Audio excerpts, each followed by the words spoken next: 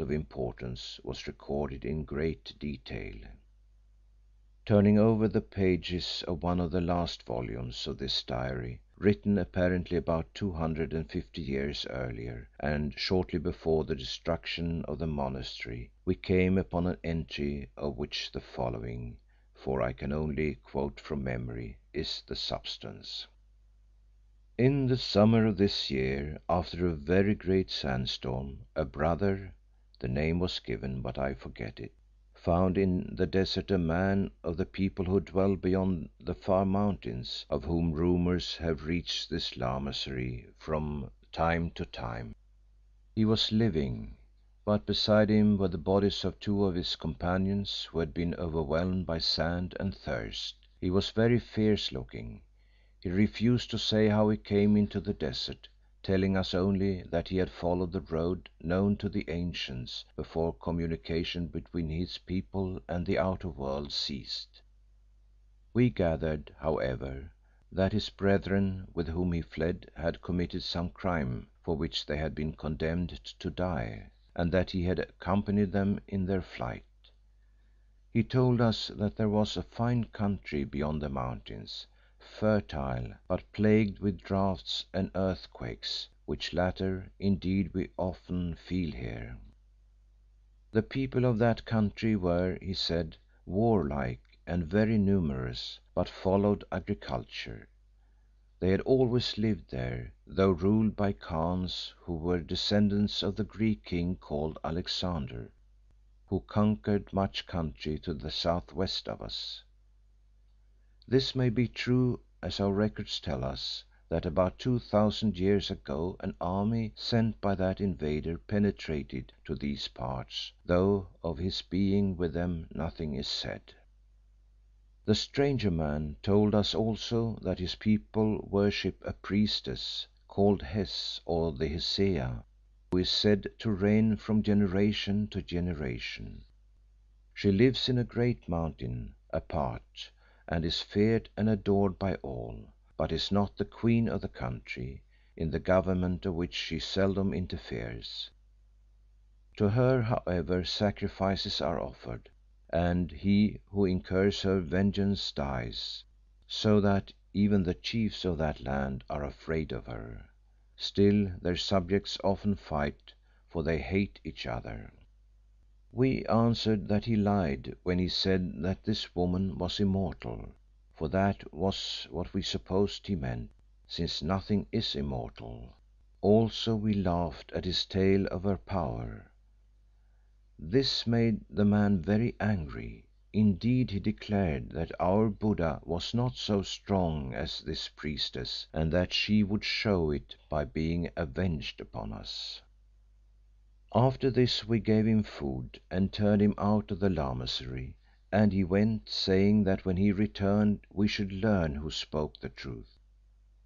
We do not know what became of him, and he refused to reveal to us the road to his country, which lies beyond the desert and the far mountains. We think that perhaps he was an evil spirit sent to frighten us, in which he did not succeed. Such is the precis of this strange entry, the discovery of which, vague as it was, thrilled us with hope and excitement. Nothing more appeared about the man or his country, but within a little over a year from that date the diary of the abbot came to a sudden end, without any indication that unusual events had occurred or were expected.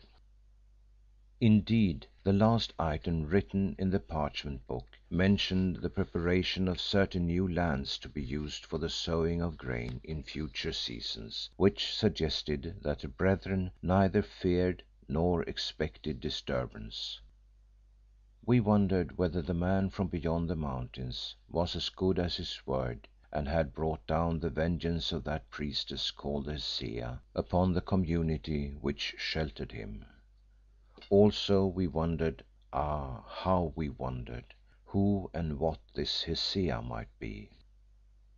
On the day following this discovery we prayed the Abbot Kou en to accompany us to the library, and having read him the passage, asked if he knew anything of the matter. He swayed his wise old head, which always reminded me of that of a tortoise, and answered, "A little, very little, and that mostly about the army of the Greek king who is mentioned in the writing." We inquired what he could possibly know of this matter, whereas Kou en replied calmly, "In those days, when the faith of the Holy One was still young, I dwelt as a humble brother in this very monastery, which was one of the first built, and I saw the army pass, that is all. That," he added meditatively, "was in my 50th incarnation of this present round. No, I am thinking of another army, in my 73rd."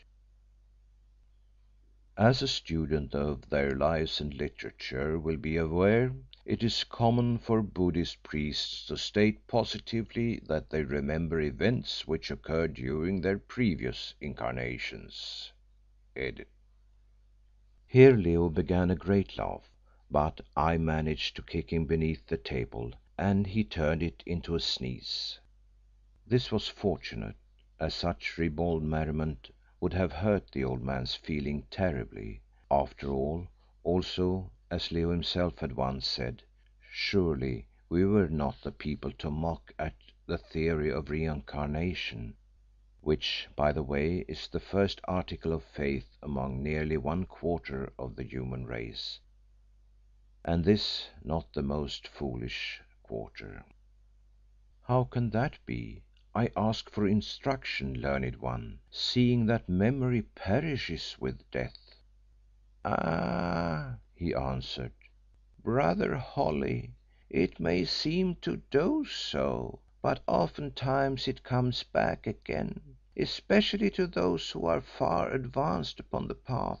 For instance, until you read this passage I had forgotten all about that army, but now I see it passing and myself with other monks standing by the statue of the big Buddha in front yonder, and watching it go by.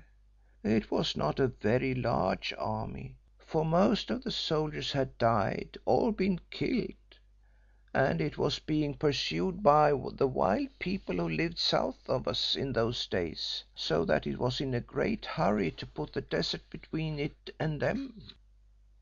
The general of the army was a swarthy man. I wish that I could remember his name, but I cannot. Well," he went on, "that general came up to the Lamasery and demanded a sleeping place for his wife and children, also provisions and medicines and guides across the desert. The abbot of that day told him that it was against our law to admit a woman under our roof, to which he answered that if we did not we should have no roof left, for he would burn the place and kill every one of us with the sword.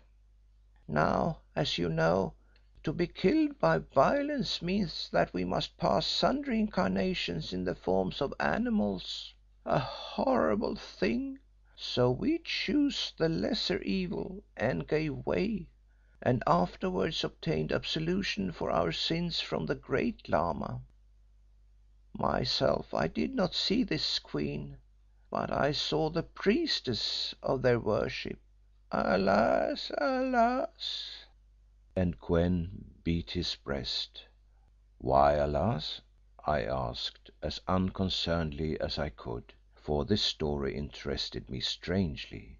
"Why? Oh, because I may have forgotten the army, but I have never forgotten that priestess, and she has been a great hindrance to me through many ages, delaying me upon my journey to the other side, to the shore of salvation. I, as a humble Lama, was engaged in preparing her apartment when she entered and threw aside her veil, yes, and perceiving a young man, spoke to me, asking many questions, and even if I was not glad to look again upon a woman." "What was she like?" said Leo anxiously. What was she like? Oh, she was all